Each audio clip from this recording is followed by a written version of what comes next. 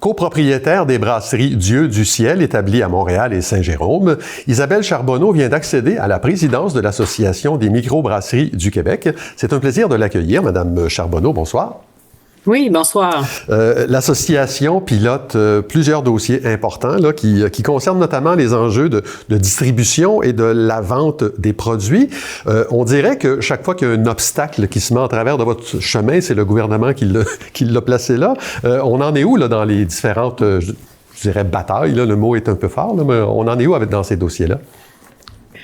Ben récemment, on a gagné une grande bataille que ça faisait longtemps qu'on tenait. Donc, à partir du 1er septembre, là, il va y avoir le retrait du timbre qu'on devait apposer sur des contenants. Alors ça, on est très, très content de ce projet de loi-là qui va rentrer en vigueur. Il y a d'autres dossiers, tout dépendant là, du type de permis, mais grosso modo, là, l'industrie, on aimerait que le gouvernement nous aide à avoir accès au marché public. Ouais. Donc, en ce moment, c'est pas possible pour les microbrasseurs de vendre leurs produits en marché public comme les producteurs de vin le font ou les maraîchers. On pense que ça pourrait être vraiment un très, très bon gain, surtout pour les modèles d'affaires un peu plus petits en région, donc où le marché local prend tout un poids dans le développement économique. Il y a aussi une autre chose qu'on demande, c'est la livraison par un tiers. Donc, en ce moment... par exemple, il y a des microbrasseries qui peuvent vendre proposer leurs produits sur Internet, mais les consommateurs doivent venir les chercher à la brasserie parce qu'on n'est pas autorisé à livrer directement à des consommateurs là, par un tiers. Donc, entre autres, on peut pas envoyer nos bières par Post Canada là, ou par un distributeur quelconque. C'est pas possible de faire ça. C'est compliqué. Il y a l'enjeu du positionnement, de la promotion aussi qui vous préoccupe, mais je pense que avec l'élaboration d'une carte interactive, là, il y a une partie du problème qui est réglée, là. Est-ce que vous faites référence à la carte des microbrasseries? Oui, oui. Ouais, ben c'est ça. Alors ça fait partie d'un des axes là que l'association prend, et donc oui, faire la promotion de l'industrie, je pense que c'est important. Et donc il y a Buvons Micro, là, les bières de Micro du Québec. On fait différentes initiatives, mais là, tout récemment, il y a une carte qui a été publiée avec pour la saison estivale. Donc, on invite les gens à se procurer cette carte-là dans les microbrasseries et aller découvrir les microbrasseries au Québec.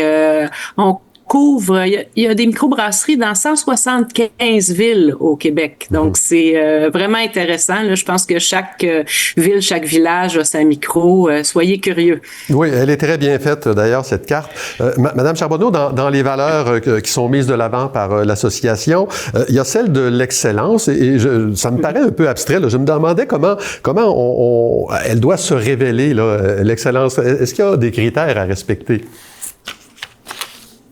Ben, on peut voir ça, tu sais, c'est un mot qui est très large. On peut voir ça au niveau du produit, et ça, c'est une autre préoccupation là et un point de focus de l'industrie. Alors, avec notre comité qualité, on s'assure qu'il y ait des bonnes pratiques. Donc, ça, ça vient rejoindre cette valeur-là de l'excellence au niveau du produit, mais c'est plus large que ça. Ouais.